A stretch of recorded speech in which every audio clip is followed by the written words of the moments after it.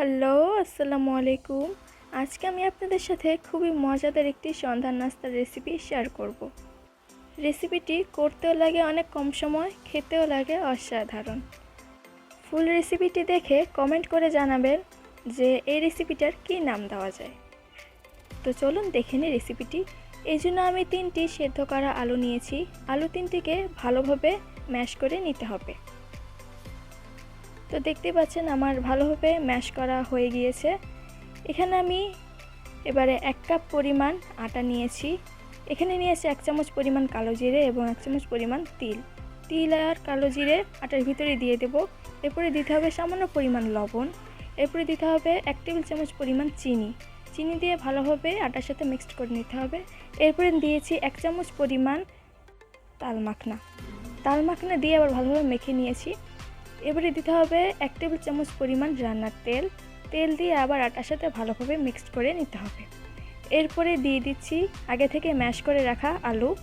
আলু দিয়ে আবার ভালোভাবে আটার সাথে মিক্সড করে নিতে হবে। এরপরে আমি এখানে আগে থেকে গরম পানি করে রেখেছিলাম। কুসুম গরম পানি অল্প অল্প করে দিতে হবে আর সফট একটা ডো তৈরি করে নিতে হবে। সামান্য পরিমাণ তেল হাতে নিয়ে ডোয়ের সাথে মেখে নিতে হবে। তো দেখতে পাচ্ছেন আমার সফট একটা ডো তৈরি করা হয়ে গিয়েছে। এবারে সামান্য তেল নিয়ে ডোয়ের উপরে লাগিয়ে দিতে হবে।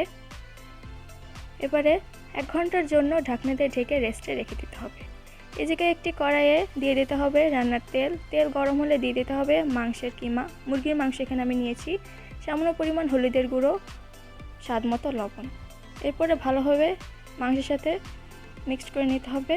এরপরে আমি এখানে দিয়েছি গোলমরিচের গুঁড়ো, আদা রসুন জিরে বাটা। এরপরে দিতে হবে পেঁয়াজ মরিচ কুচি দিয়ে ভালোভাবে নেড়েচেড়ে মিশিয়ে নিতে হবে। এরপরে দিতে হবে আগে থেকে কেটে রাখা আলু দিয়ে আবার ভালোভাবে নেড়েচেড়ে নিতে হবে। নেড়েচেড়ে ঢাকনা দিয়ে ঢেকে রাখতে হবে 5 মিনিটের জন্য। এ পর্যায়ে চুলার আঁচ লোয়ে রাখতে হবে। 5 মিনিট পর ঢাকনা তুলে নিয়ে আবার নেড়েচেড়ে নিতে হবে। ভালোভাবে নেড়েচেড়ে 2 মিনিটের জন্য আবার ঢেকে রাখতে হবে। 2 মিনিট পর ঢাকনা তুলে নিয়ে আবার ভালোভাবে নেড়েচেড়ে নিতে হবে। ভালোভাবে নেড়েচেড়ে আবার 2 মিনিটের জন্য ঢেকে রাখতে হবে। 2 মিনিট পর ঢাকনা তুলে নিয়ে নেড়েচেড়ে নিলেই হয়ে যাবে আমাদের মুরগির মাংসের পুর। এই পুরটা খালি খেতেও অনেক মজা লাগে।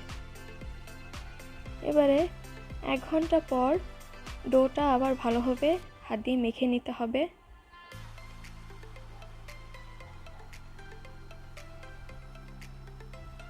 মেখে নেওয়ার পর আমি এখানে 3টা লেচি নিয়ে নিচ্ছি।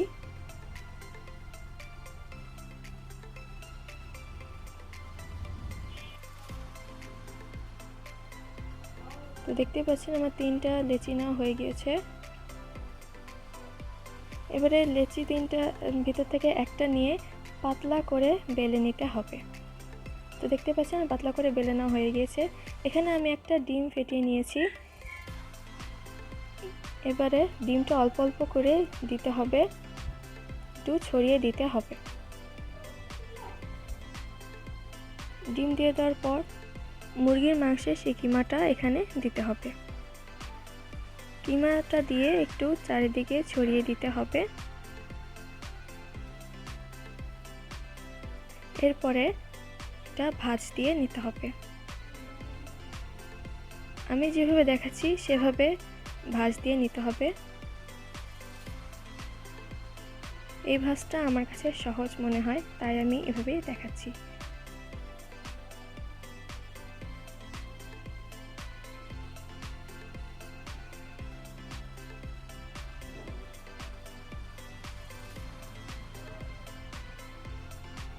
তো হয়ে গেল। এবারে আমি একটি কড়াইয়ে সামান্য তেল দিয়ে দিয়েছি। তেলটা গরম হলে সেখানে এটা দিয়ে দেব।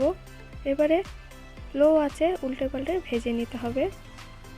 তো আমি ভেজে নিয়েছি।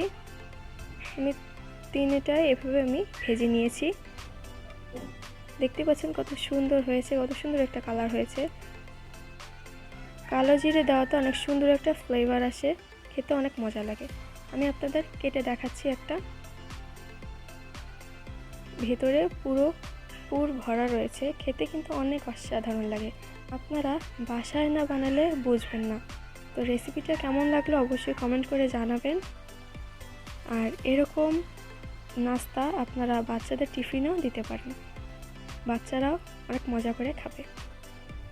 তো ভালো লাগলে আমার চ্যানেলটি সাবস্ক্রাইব করে রাখবেন এবং ফেসবুক পেজটি ফলো দিয়ে রাখবেন। ভালো থাকবেন। আল্লাহ হাফেজ। আসসালামু আলাইকুম।